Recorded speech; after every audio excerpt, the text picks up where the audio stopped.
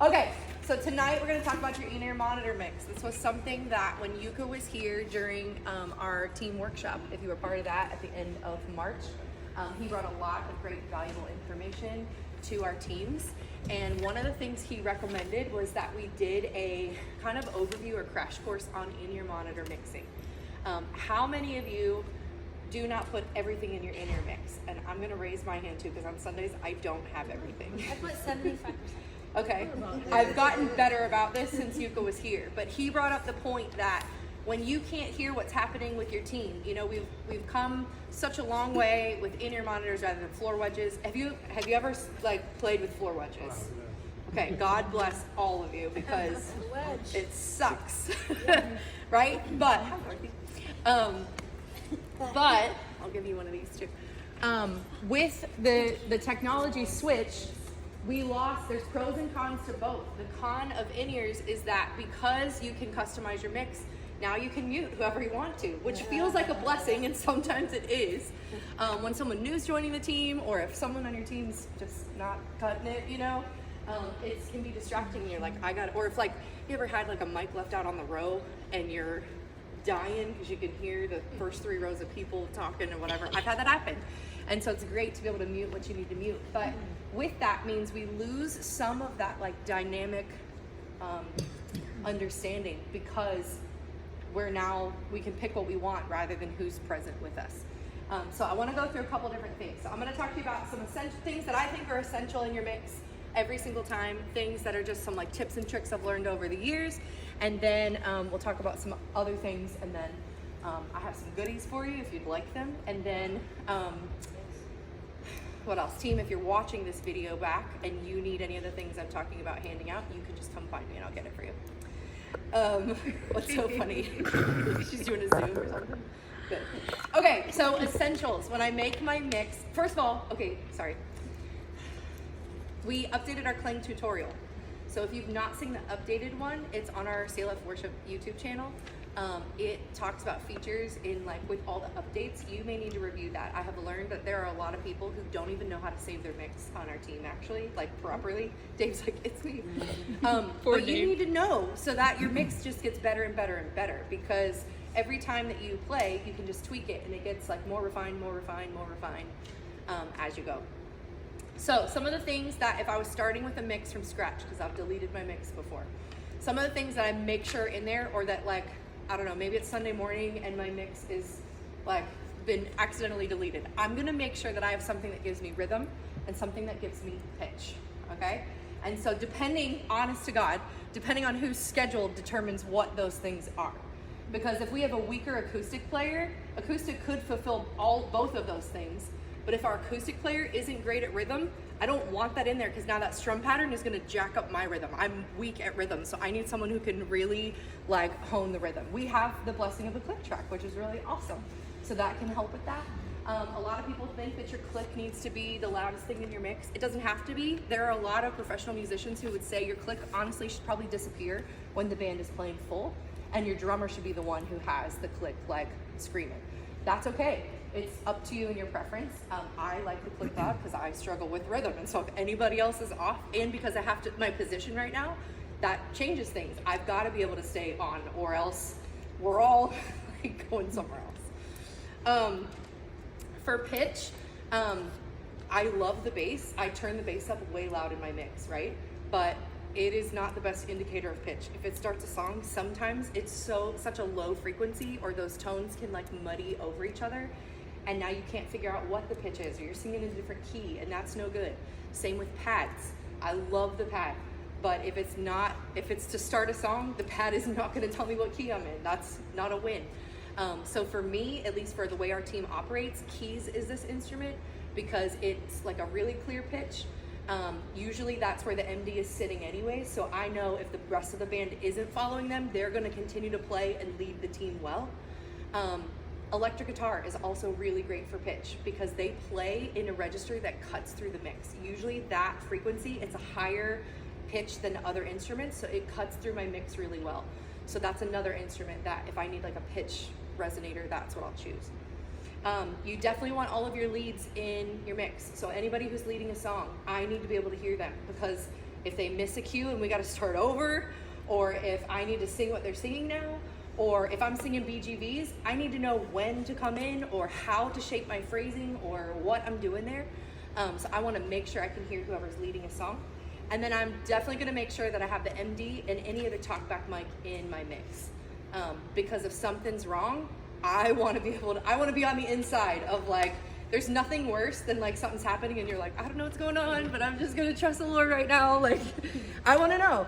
And so if I can hear what Jordan is saying, if I can hear what Dave is saying, Dave never uses talkback mic, by the way. So if I can hear what Matt is saying, if I can hear what Kiara is saying, I know, okay, we're all communicating on the same wavelength. Who else, what other essential things? I'm going to ask you guys now. What other essentials would you say has to be in your mix for a good mix? Drums, okay. Yeah, yourself. Yes, yourself, 100%. Make sure you can hear you or you're faking it. Something that what's Yuka? his name? Yuka said while he was here that I have continued to try and utilize since I've been on. And for me it's tricky because I bounce around so much. My mix I feel like is just rough every week. But he said when he mixes, he tries to mix as if he was creating a studio sound. And then he raises himself just a little bit more because as a musician, especially instrumentalists, I think vocalists too, but I'll speak just to instrumentalists, you've got to be able to hear everybody because what you play and the way that you blend with your team is dependent on the fact that you can hear them. And so I thought that was so helpful to know, like, okay, let me mix this how I would if I were making a track, and then let me just bump myself a little bit so I can tell what I'm playing. Yep. What else?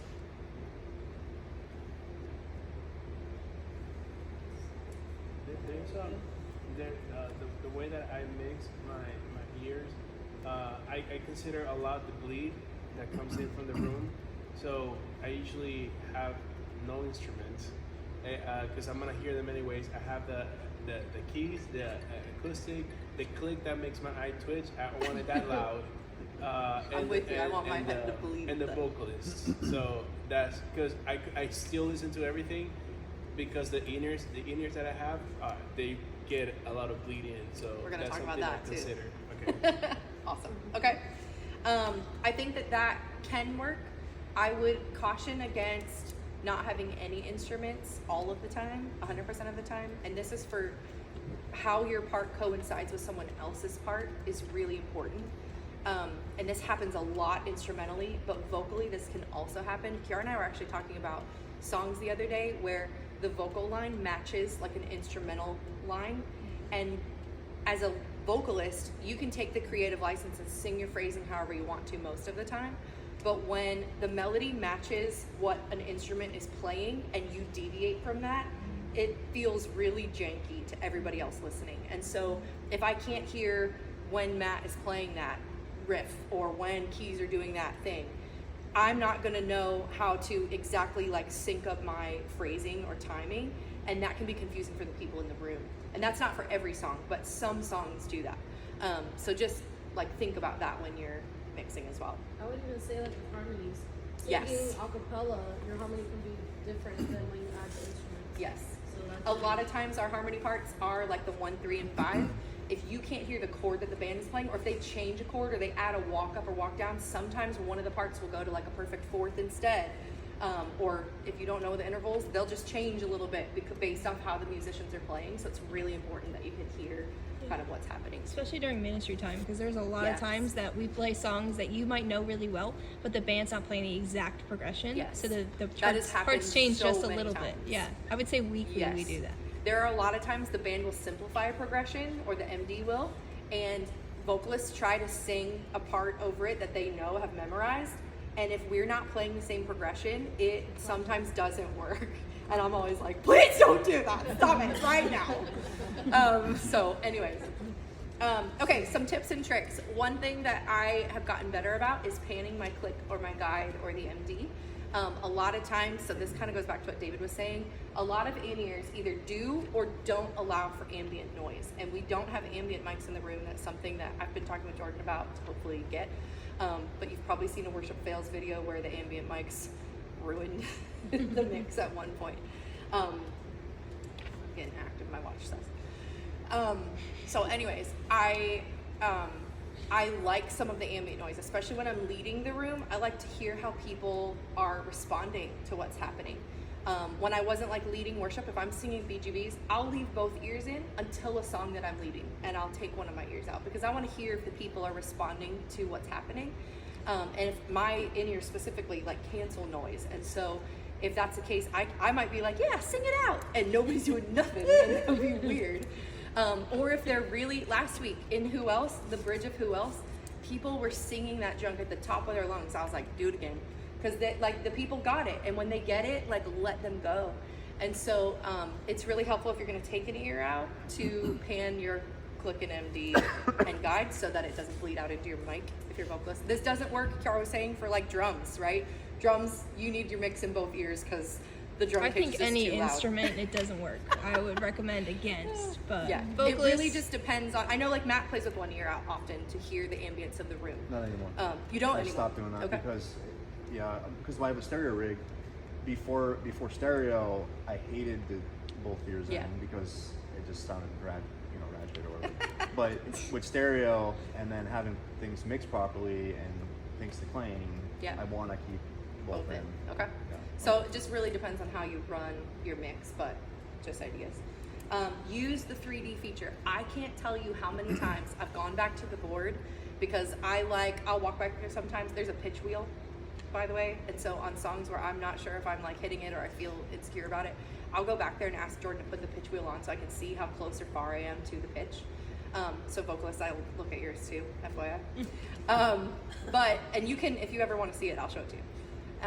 But there's a way you can, on that touch screen, to like get to that screen, you filter through some other screens. And so you can see people's mixes. There are so many of our team who they put their mix back in like mono. It's not even in stereo or 3D mode. And I'm like, you have no idea what you're doing to yourself. You're crippling your mix. So in case you didn't know this, if you're, oh, my phone's in there. If you pull up Clang, here.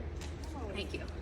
If you pull up Clang on your phone and you go to your little 3D guy, stop. Hit the refresh button. All right. If you go to the little 3D guy, or at the bottom of where your faders are, you see in the bottom right hand signal, it shows like. Hit the refresh It button. says mono But I don't see it. Oh, there you go. 3D. There's actually 4 options. So down here, if you're in mono, that is trash mix, trash sound, okay? Everything's coming through one space. It's like shoving all of the instruments through a single pipe. And you're just like, everybody's crammed in there and your ears are like, okay, I'm trying to sort it out. Stereo means it's split 2 ways. So now you have like left and right. And then 3D means it's like, hey, it's organized for you. Everything's in its place and you can do what you want with it, okay? You guys are all laughing, I'm not sure. There's But one it'll follow you in 3D. So It when will. you turn, it turns. But I don't know if we have that equipment. to we do. do, so that Okay. is part of, that's what this little guy is for, okay? So if you click that little stage view at the top. So, is this your mix? No, I don't Okay, know what you. all right. So Well, you're anyway. in mono. Thank God. Yeah, all right, I clicked mono. So you'll notice in mono, everything's in the center of this little guy's head. When I go to 3D, it's put onto the ring on the outside. If you put something in the middle of that guy's head in your mix, even if you're in 3D mode, it puts it back into mono.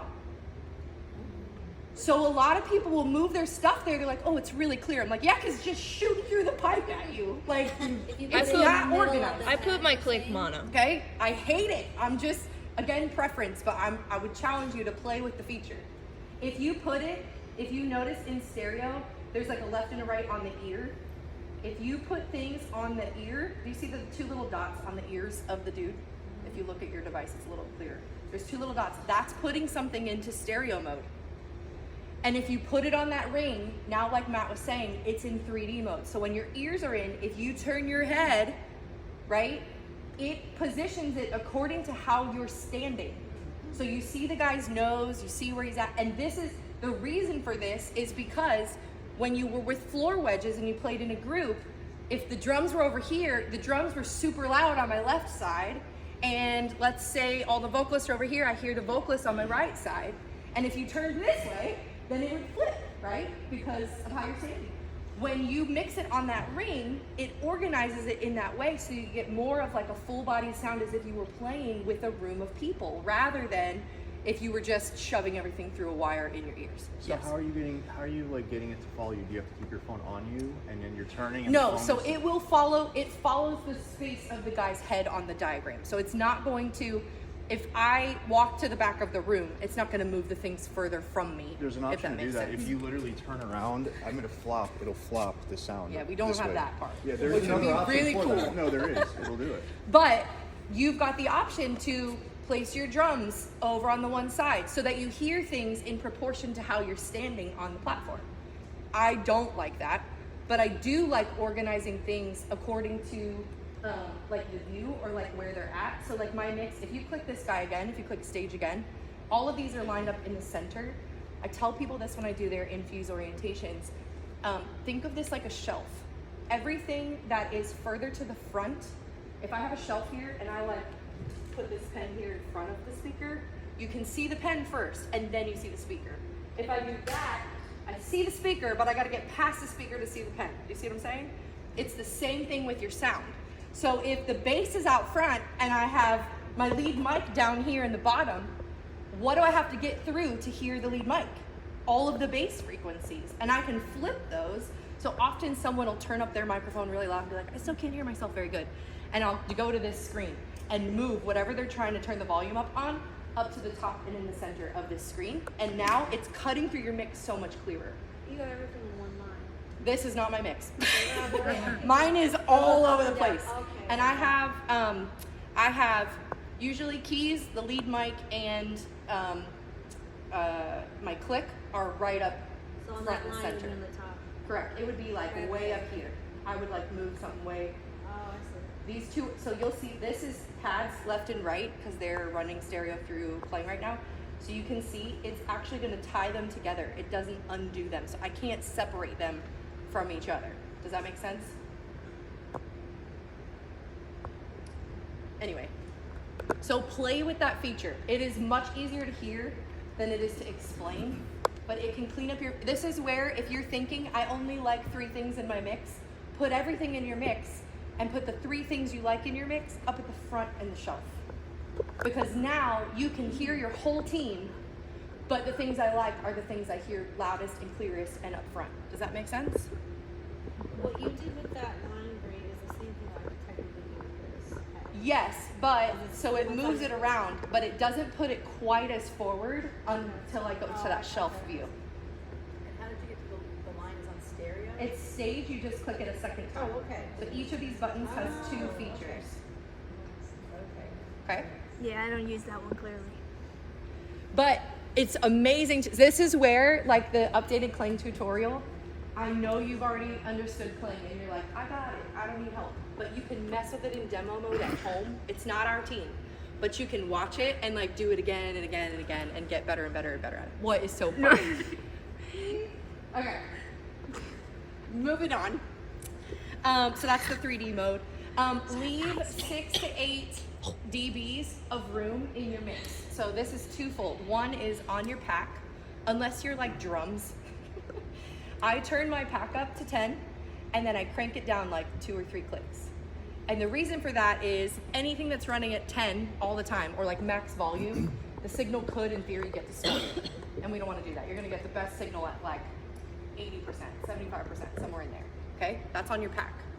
But once you do that, on your Kling guide, your master volume fader on the far right side when you're mixing, keep it at -5 to -6. It doesn't have to be exactly, it can be 5.8, I don't care, whatever. But the reason for that is because as you turn things up, you want some headroom so that, imagine like Vox Conference week, we had all mixed and it was great, and then all of a sudden the room went nuts and we couldn't hear anything anymore. Thankfully, I had 3 notches on my pack to in the moment, and for the close, I could just take my master volume and tick, tick, tick, tick, tick, tick, tick, 6 more dBs, and now my mix is still the same. I didn't have to mess with it too much, and I've got that headroom, and then I can bring it back down for the next service. Does that make sense? It's just like an emergency, like fail-safe kind of built in. Pitch can be affected by ambient or non-ambient IEMs, and IEMs mean in-ear monitors, in case you didn't know. So I'm going to talk about that here in just a second. But I know a lot of people, especially vocalists, who think they're singing on pitch. You sing, have you ever listened to someone, you've probably seen a video, they're like listening to a Walkman and they sound awful because the way you hear yourself normally when you're practicing singing is like externally also. When you do this, you no longer hear the external, you're only hearing the vibrations inside of you. And so your pitch is greatly affected. That's why recording yourself is such a great method for checking your pitch. Because now you're listening to what everyone else is hearing, not what's reverberating on the inside of you. That's why we listen back.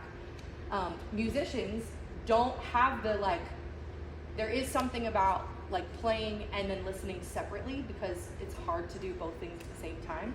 But vocalists especially, and I know so many people who will put both ears in and then they sing off pitch. Rebecca Som, she will tell you, like, she does so much better when she pops one out because now she can like hear the room and the ambient sound helps her pitch like correction so much better. So just think about those things.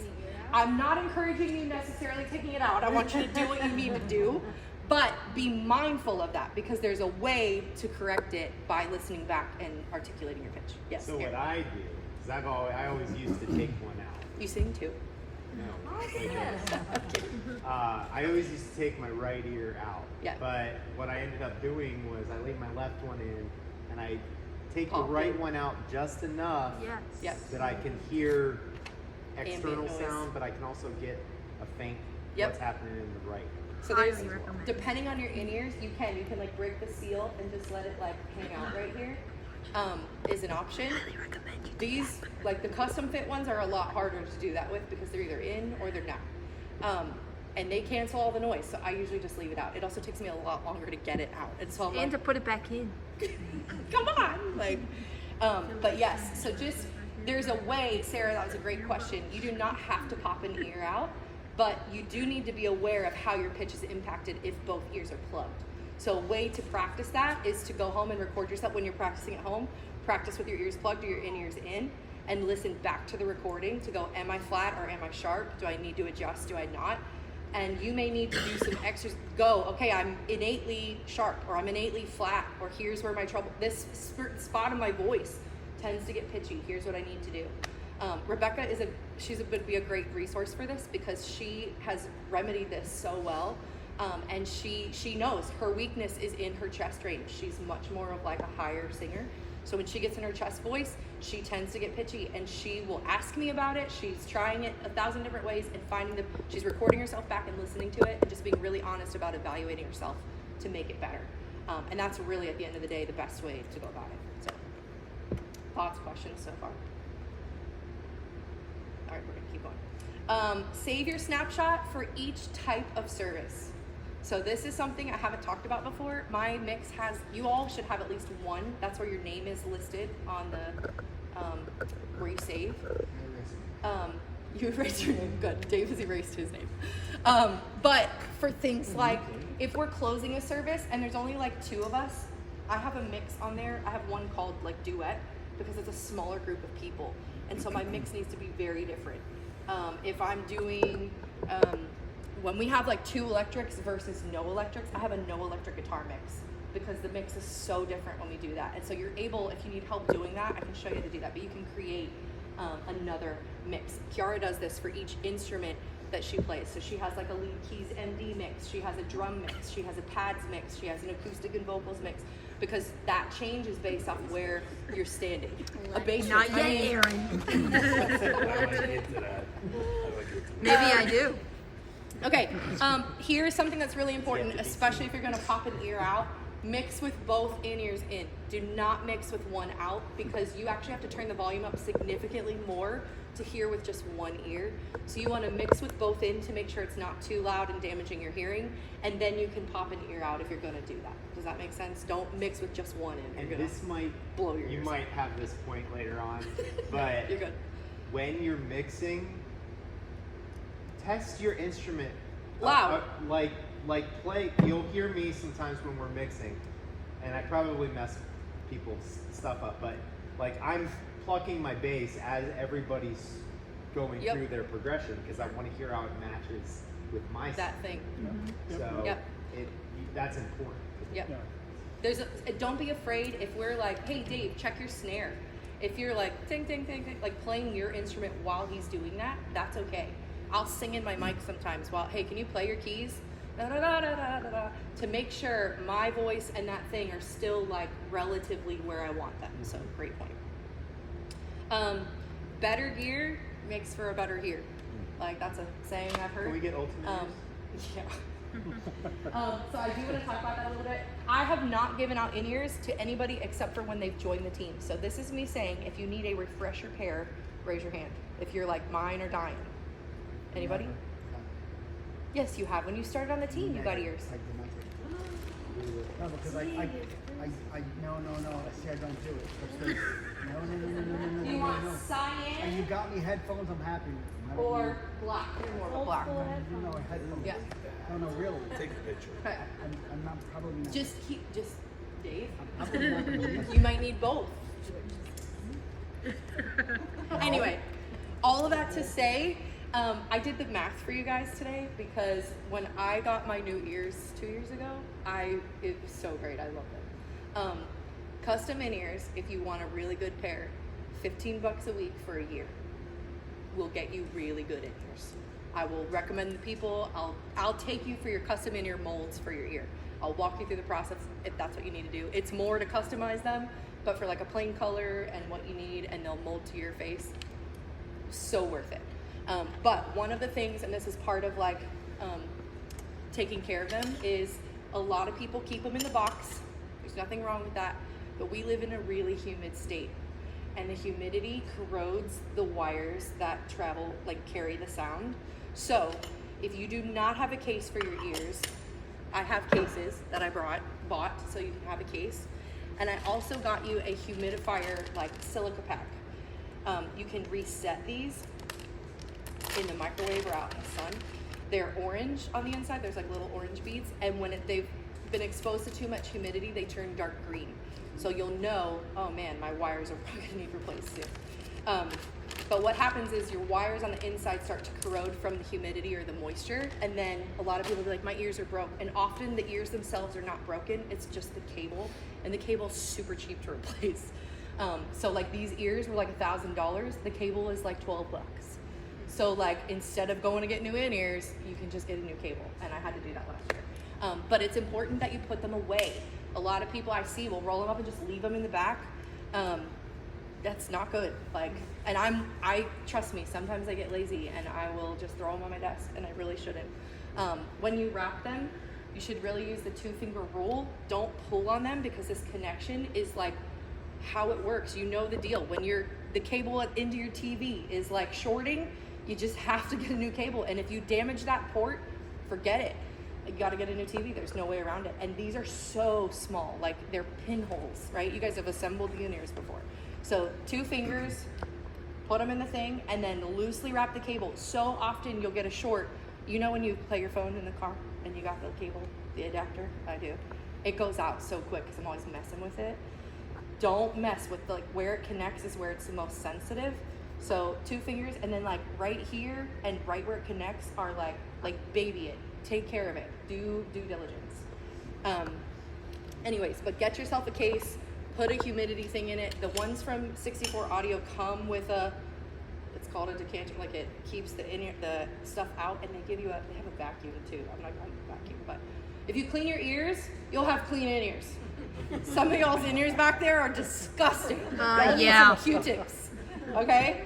Or like an alcohol prep wipe, or just some baby wipes or something. Goodness, these are nasty. The J-Box ones, oh my god. Absolutely not. Some of those kids need Theirs a are shower. I hope. That is a value of ours. All right, troubleshooting. This is really important. Is before you start turning everything up, try turning something else down, because often it's your mix. You might think, I can't hear that. It's probably because every 2 other things are competing for it. And so just like our front of house mixers have to worry about what is loudest or what is heard in the mix, you're not going to hear everything super clear. So choose, make your choices, and that's where those essential things come in. Update and save your show file. The proper way to save is really important, and there's a lot of people who don't know how to do it. So if you've not heard my stupid analogy before, that show where your name is, that's the file. You've got to update that file. But if you do not put it in the drawer, at the end of the night, it gets taken off the desk and thrown in the garbage.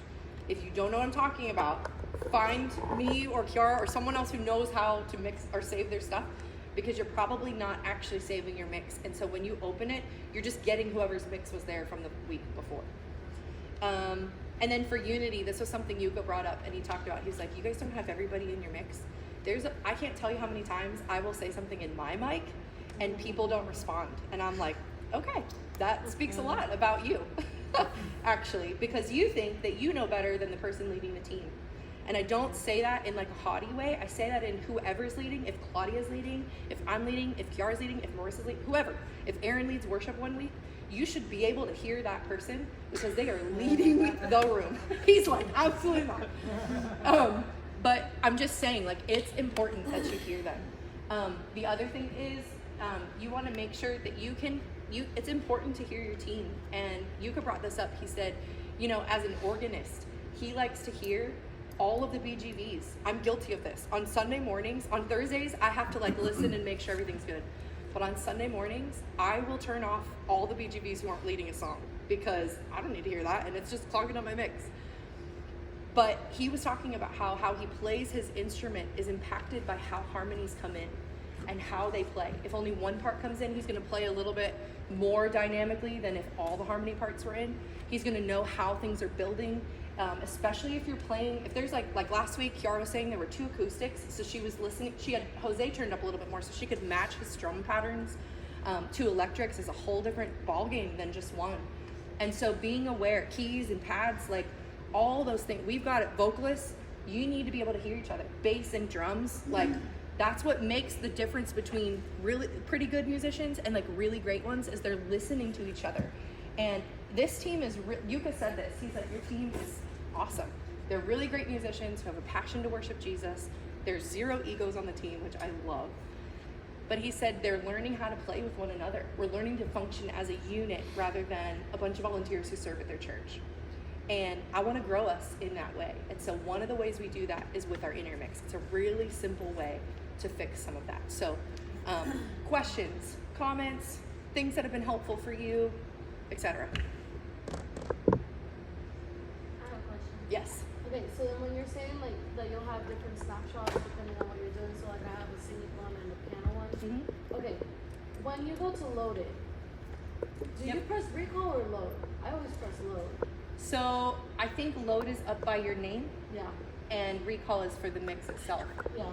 When you, for example, let's say that because we use it in personal mode, there is a way to save everybody's mix to the board and then they have access to them. I don't personally look. I trust no one but the Lord, so nobody's gonna have control over the mix. The garbage room. Yeah, exactly. But especially not George. Yeah. But that being said, that's what the like drawer piece is actually for. So that in a, let's say we had devices here all the time and you all borrowed a device, you would find your name, whoever it is, and click like load. Now it's gonna load all of your options. Then you have to recall which option you want. Does that make sense? Yeah. What if you click your name instead of putting recall, you put options? Then it saves whatever. You can't get it back? You cannot get it back, and I've done that. I have a snapshot called backup because I have deleted my good mix before. So when I save my mix, I save it to, it's called the good one, and I have a backup at the bottom of the list. And I save them both because if God forbid, I've done it with chapel here before, I've loaded my chapel mix on a Sunday morning and saved it, and I'm like, oh my gosh, it has 2 inputs. Like, I'm dying. And so, yeah, or the buttons are so little, I've accidentally deleted. So. Do you put like little, I want to play around with the little headband. Yeah. Is there any more iPads? There are iPads back there. There's a bigger screen I could play. Yes, so we have 4 iPads. The problem, if you use an iPad, just know this, is it is the way we run Clang, it is saved to that personal device. So you cannot get it. I shouldn't say you can't get it, because we could technically, Well, I will say I did this for Kathy last week. The really nice thing is that like if you're mixing in Vox 3 tonight and you open it on your phone and on your iPad, it's the same mix because you're in the Vox 3 mix. So you can save the same thing Yeah. on your phone, on your iPad. On You the, have to do it before. but you we just have to close make out. sure you save it on both devices. Yeah. Yeah. Yeah. But you're able to use an iPad. The only thing about that is they're first come, first serve. And there's one in the drum cage that's like permanently there, and then there's 3 others. So if someone else is using it, I've had that happen before. Rebecca and Kathy Sturgill use them all the time, and they were, for the most part, at least when they first started on the teams, on alternating weeks. And then there was a week they were both on, and they were using the same numbered iPad, and they were like, oh. That's what I'm saying. You So- can open it on the Looking at iPad. that little head guard, do you put anything in the middle? I put nothing right in the middle. I put things. Everything is on that ring on the And outside. then you go to the other view to get even more specific. Correct. How far. Yes. Yes. It really did. Yes, great point, Kiara, that you can, there is a way to put it onto your device. It just is like a workaround, so you might need help doing it. That's the Keyword. key. What else? Well, it'd be helpful when we do our mix to have the room mix first and have everything turned up in the room accordingly, and then base the mix off of that. Because even though I know the mics are probably unidirectional, there's still like bleed through. So the mics, every mic in the room is going to pick up some form of sound, ambient sound in the room, and then that's going to bleed back in. So it's like, to get a true mix, I believe you probably want the room to be mixed first, and then everything up, like the Yeah, right that would be volume. really difficult because they take all of Thursday, because our musicians rotate, they take all of Thursday's rehearsal, and around 9:15 is kind of their deadline to have things mixed. So often they're EQing and mixing all the way through till 9:15ish, and that's usually when I'll go walk around the room to listen to how things are. So if we did that, you wouldn't be able to get your mix until 9:15 on a Thursday night. That would suck. Yeah. So I hear what you're saying, but I think it's, and the benefit is that we have the device in our hand, so you can make adjustments as the mix goes. I remember the days, and I'll just say, like, be so grateful for where we are, because I remember the days of like having to tell the engineer what you needed, and everybody was up and down, and God bless electric guitarists, but they were like, turn me up, no, turn me down, no, turn me back up, no, turn. You get spoiled when you're in the choir. Dude. And I've had to listen to Wedge. I'm like, I don't wanna can't do hear it. But No Try good. catching a bass frequency through one of those. Or a blessed soprano who's always like, But my mix will change from a Thursday practice versus a Sunday service. Like Okay. it will change a bit. you can tweak things. I've tweaked things before, but I try to have my mix for the most part done on Thursday nights, just so that I don't, on Sunday morning, there's not a lot of time to like zone things in. Sunday morning for me, I want to devote to like worship, and I don't want to have to think about the technical stuff. So often, if there's something, that's why I'm okay to run rehearsals later, because if I need to get it done, I want to get it done Thursday so that I can work it out over the weekend, because on Sunday morning, I don't want to come in here going, okay, I need to check that part, I need to make sure this, I got to make sure that. That doesn't mean I've never tweaked a mix on a Sunday morning, because I definitely have. But for the most part, Sunday morning, I want to come in, like I've woken up, I've spent time with the Lord, and I'm like, I want to stay in that zone rather than in the like, what are the details? I want to like keep my vision here to lead people there.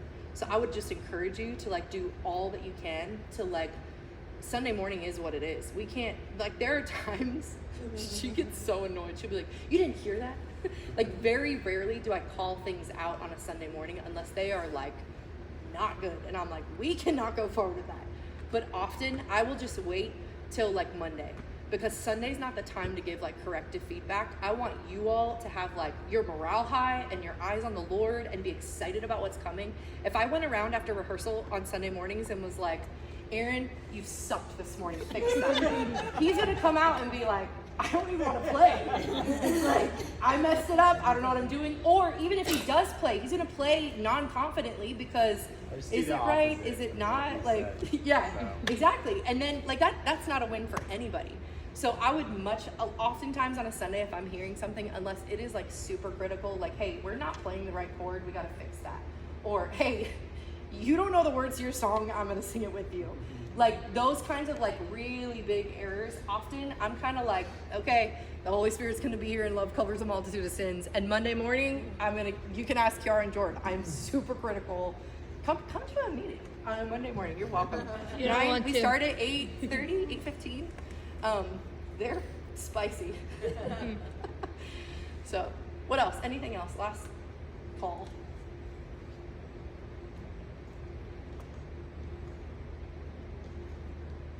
Okay. Well, we're gonna pray and then we'll get to you.